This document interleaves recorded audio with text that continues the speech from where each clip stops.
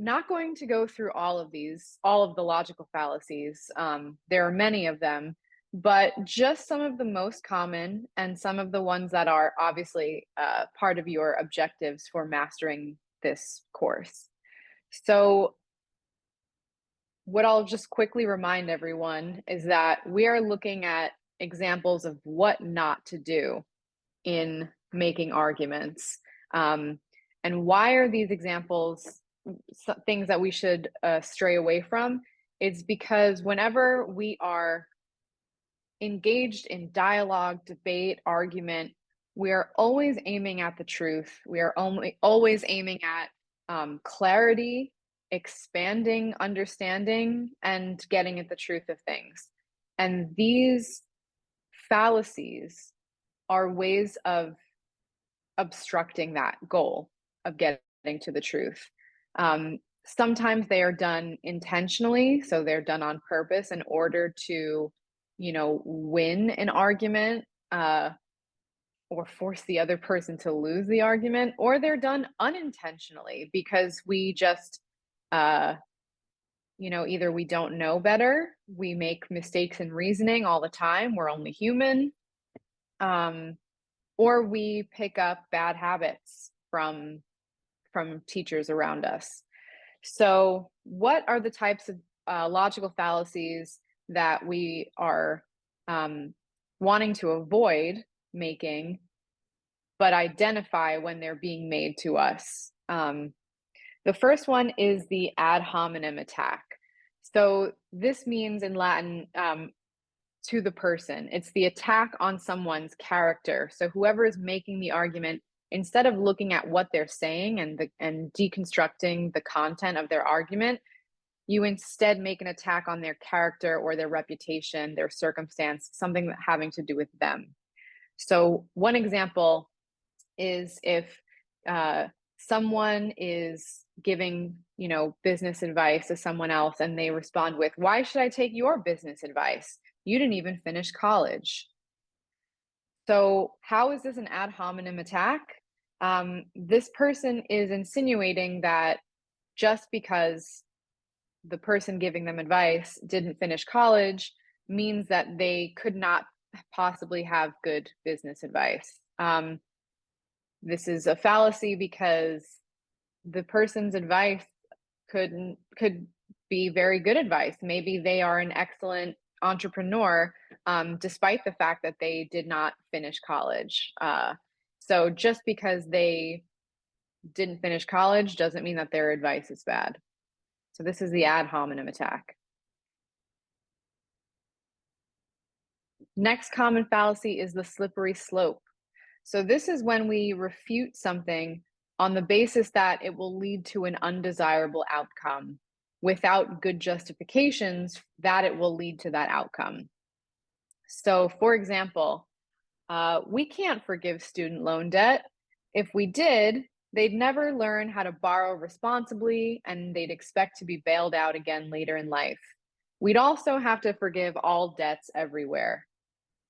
So this is an example of the slippery slope fallacy because you can see that this one act, forgiving student loan debt, somehow has led to a much more like we have to forgive all student loan debt or we have to forgive all debt everywhere.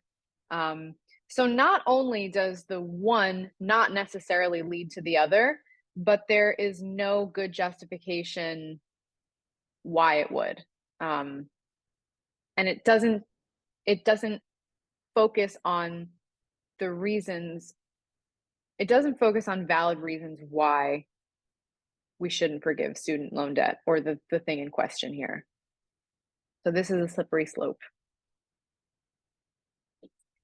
Next is the post hoc ergo propter hoc fallacy. This is Latin for after this, therefore because of this. So this logical fallacy happens when you assume that one thing is the cause of something that followed it. So just because it happened to precede it. So in other words, something that happens before something else is not necessarily the cause of that thing. You may have heard the term correlation does not mean causation, and that's very similar to this. So here's an example. I played a great set after having a few beers. So drinking before shows must be the key to giving a good performance, right? This is a very pernicious fallacy, and one that happens, I think, in the arts industry a lot. But the idea is, right, if you played a good performance, it could be because you've been practicing or you were warmed up well. Um, and it doesn't necessarily have to do with the fact that you were drunk before you went on stage, right? If anything, like logically, that would probably make a good performance even worse. So it's a fallacy to think that this is somehow the cause of your success for your performance. All right, and the next fallacy we're looking at is the straw man fallacy. This is when you misrepresent or create a weaker version of an argument in order to make it easier to refute. So you manipulate what someone is actually saying to change its meaning, make it easier to refute. So an example is if one person says, our country needs stronger gun control legislation. And the second person says, well, stripping citizens of the right to bear arms is a direct violation of our Second Amendment rights. So if you look at this argument closely, or if you look at this response closely, you can see that the second person isn't really responding to the content of the first person's argument.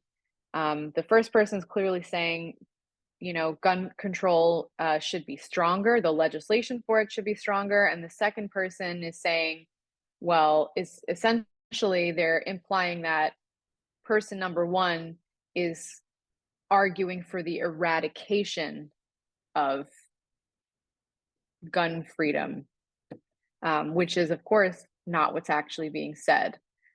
So it makes it, by mischaracterizing the first person's argument, it makes it easier to refute because it looks like it's saying something that it's not really saying.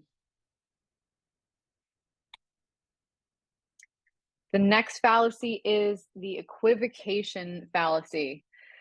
So equivocation is when you shift the meaning of a word in an argument, and by doing so, you take advantage of an ambiguity. So, for example, person number one says, sugar is bad for your health. And person number two says, no, it's not. Sugar is a critical fuel source for the body. So in this case, person number two is deliberately shifting the meaning of person number one. When person number one is referring to sugar, they're referring to table sugar or sucrose, right? The sugar that is actually, rotting your teeth and so on and so forth. But person two uses sugar to talk about glucose, like the blood sugar that is necessary for your body. So this is an example of equivocation, is when you deliberately take advantage of an ambiguous meaning. Next up is hasty generalization. So this is when you make generalizations that are incorrect or illegitimate based on a non-representative sample. So a non-representative sample here could be a sample that is too small to represent the entirety of what you are generalizing, but not necessarily.